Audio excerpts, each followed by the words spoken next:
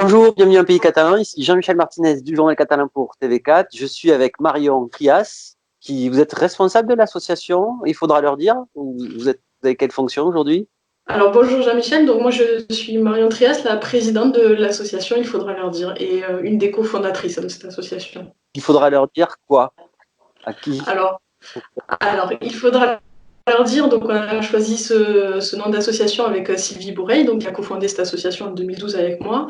Il faudra leur dire, pour moi il était essentiel qu'il y ait le mot dire ou parler dans le nom de l'association, parce que de par nos histoires personnelles, avec Sylvie on s'est rendu compte qu'il fallait parler pour ensuite pouvoir se reconstruire. Notre mission principale c'est de faire de la prévention auprès des enfants, donc on peut intervenir notamment dans les accueils de mineurs, on peut également intervenir dans les clubs sportifs pour expliquer aux enfants que voilà, les violences ne sont pas possibles et donc leur donner les moyens de se protéger.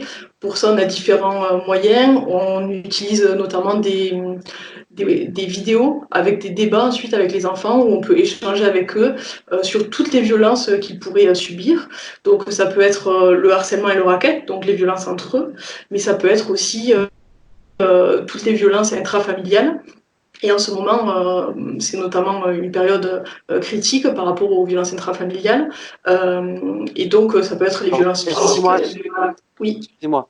Des violences donc sexuelles, physiques, psychologiques. c'est ça. Toutes sortes de violences. C'est ça, toutes les sortes de violences.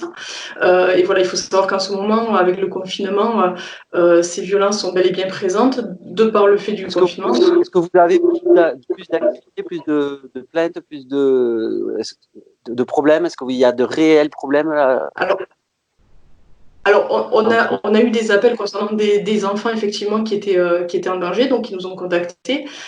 Et on s'est rendu compte aussi au niveau du 119, donc le 119. Le 119, c'est le numéro d'appel pour l'enfance en danger, qui est ouvert 24 heures sur 24, 7 jours sur 7, que les parents peuvent appeler, que les enfants peuvent appeler. Ils ont même mis en place sur le site internet pour envoyer aussi des formulaires si jamais on ne peut pas appeler. Donc c'est essentiel de connaître ce numéro. Et sur le 119, en fait, il y a une augmentation sur une même semaine. Donc sur la semaine dernière, il y a eu 89% de plus d'appels par rapport à l'an dernier, quoi. Donc c'est assez considérable. Donc c'est dû au fait que les voisins sont plus vigilants aussi et signalent plus qu'avant, mais aussi c'est dû à la période qui fait que le confinement amène aussi un peu plus ces violences encore. Alors, vous vous occupez de prévenir, de communiquer, ou est-ce que vous prenez aussi en charge des enfants, des soins, qu'est-ce que vous faites concrètement? Alors nous concrètement, si on est face à une situation d'un enfant qui vient nous parler de violences qu'il subirait, on est là en fait nous pour transmettre après auprès des autorités compétentes, que ce soit auprès du conseil départemental pour les informations préoccupantes ou auprès du procureur en cas de signalement pour toutes les violences sexuelles, etc. Donc on transmet, nous notre rôle c'est de transmettre et ensuite si on a des personnes, on peut avoir aussi des personnes qui nous appellent pour nous signaler des situations qui les préoccupent et nous on peut les prendre en charge et ensuite transmettre aux autorités. On est plus là nous dans un rôle de transmission et puis si des parents sont aussi dépassés, on peut aussi les orienter vers des professionnels qui seront là pour les accompagner, des psychologues, les CMP, etc. Vous n'êtes pas dans la délation, vous êtes dans l'accompagnement, le conseil, la prévention, hein, parce que si vous voulez, quand on est face à ce genre de problème, on a souvent peur de vous appeler pour avoir d'autres problèmes supplémentaires, en fait. Vous appelez pas le shérif pour mettre les gens en prison. Vous faites en sorte d'essayer de régler les choses le mieux possible, je pense. Hein, c'est ça? Oui, tout à fait. Le but, de toute façon, en France, on est sur un système qui favorise le lien parent-enfant avant tout. Donc, dans tous les cas, c'est une aide apportée à la famille, vraiment. Sauf dans le cas de violences, par exemple, un père ou une mère qui commettrait des violences sexuelles sur son enfant. Là, on peut pas, à un moment donné, maintenir le lien. C'est pas possible. Maintenant, il y a d'autres formes de violences, les négligences, etc., où il y a un accompagnement qui est possible avec les familles. Et c'est essentiel de pouvoir d'abord expliquer aux familles pour ensuite peut-être une amélioration de la situation. Si la situation n'évolue pas, effectivement, il transmettre aux autorités pour qu'il y ait une aide à apporter à cette famille. C'est pas une délation, c'est signaler un enfant qui va mal, quoi, et pouvoir l'aider, quoi. C'est Voilà, essentiel. mais pas forcément auprès de la justice immédiatement, c'est surtout auprès de services sociaux qui vont pouvoir Voilà. gérer au mieux la situation. Marion, je ne veux pas vous poser une question trop personnelle, mais vous êtes présidente de cette association, les gens qui vous entourent, vous, c'est parce que vous avez subi des violences, c'est parce que vous avez été confronté à ce genre de problème que vous vous retrouvez là-dedans ou quoi? Alors, déjà, cette association, moi, de par mon métier, je suis éducatrice spécialisée, donc c'est un sujet déjà qui me touche essentiellement, et puis aussi de par mon histoire personnelle. Donc j'ai moi-même subi des violences sexuelles, donc j'ai décidé, après un travail de psychothérapie, etc., de pouvoir en faire quelque chose et faire quelque chose qui puisse être utile. Et donc c'est pour ça qu'en 2012, avec Sylvie, on a décidé voilà, de co-créer cette association et de permettre aux enfants de pouvoir libérer la parole, parce que plus tôt la parole est libérée, et de meilleurs résultats on a pour la reconstruction future. On a également un groupe de parole qu'on a mis en place aussi pour les adultes qui ont été victimes de violences sexuelles. Ce groupe de parole, alors en ce moment on le fait via les moyens Skype, etc. On le fait en virtuel, mais en tout cas, habituellement, il a lieu le premier samedi du mois et il accueille 6 à 8 participants. Il est encadré par une psychologue. Ce groupe, ça permet aux personnes voilà, de sortir de l'isolement et de pouvoir rencontrer d'autres personnes qui ont subi les mêmes types de violences et pouvoir échanger avec eux sur les conséquences, voilà, tout ce qui se joue après ces violences subies. Voilà. Voilà, donc du coup, vous êtes à même de comprendre cette problématique et de comprendre les gens qui sont face à ce genre de difficultés. Parce que quelque part, c'est surtout, si vous appelez votre association, il faudra leur dire, ce qui est important, c'est de pouvoir ensuite exprimer, parler, sortir tout ça de soi, de son intérieur, en fait. Hein.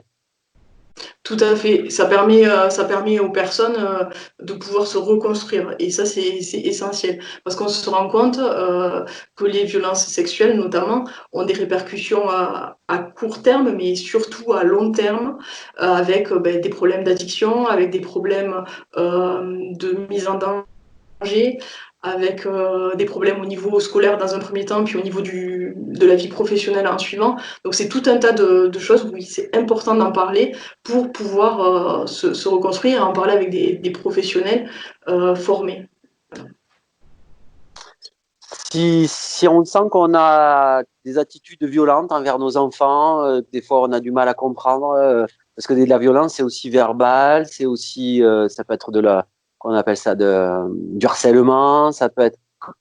Qu'est-ce que vous nous conseillez de faire Est-ce que taper ses enfants quand ils font des bêtises, c'est de la violence déjà pour vous?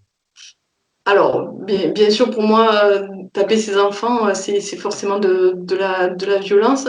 Après, nous, on n'est pas là pour dire attention, dès qu'il y a une fessée, on va faire une information préoccupante ou un signalement. On n'est pas là pour ça non plus. Mais on est là aussi pour dénoncer ça et expliquer aux personnes qu'il y a d'autres moyens d'agir sans pour autant en faire des enfants rois, parce que c'est ce qu'on nous reproche parfois d'en faire après des enfants rois. Les enfants, on n'est pas obligé de les taper pour les éduquer. Et l'explication que je donne souvent quand je fais des séances de prévention pour les adultes, pour sensibiliser aussi les professionnels de l'enfance, c'est de leur dire voilà, si je vous tape, vous Jean-Michel, à un moment donné, vous allez pouvoir déposer plainte. Je pense on est grand, on peut discuter, etc. Les enfants, c'est pareil, on peut aussi discuter avec eux, même s'ils sont plus petits, leur expliquer les choses et poser un cadre sécurisant, parce que ça, c'est essentiel de poser un cadre sécurisant aux enfants sans les taper, et c'est complètement possible, quoi. Mais si les parents se sentent dépassés, c'est important qu'ils puissent en parler. Nous, on a mis en place des ateliers à parentalité par rapport à ça, par rapport aussi à tout ce qui est les dangers des écrans, parce que pendant le confinement aussi, c'est quelque chose qui est assez présent aussi, les écrans, même s'ils sont déjà là souvent en temps normal. Donc on essaye de sensibiliser les parents aussi sur toutes ces difficultés qu'ils peuvent rencontrer. Et c'est normal, et il n'y a pas de... Enfin, je tenais à préciser, parce que moi-même, je suis maman, et il n'y a pas de parent parfait, et c'est normal par moment d'être dépassé, mais c'est important aussi, pareil, de parler et de pouvoir avoir une aide apportée, quoi.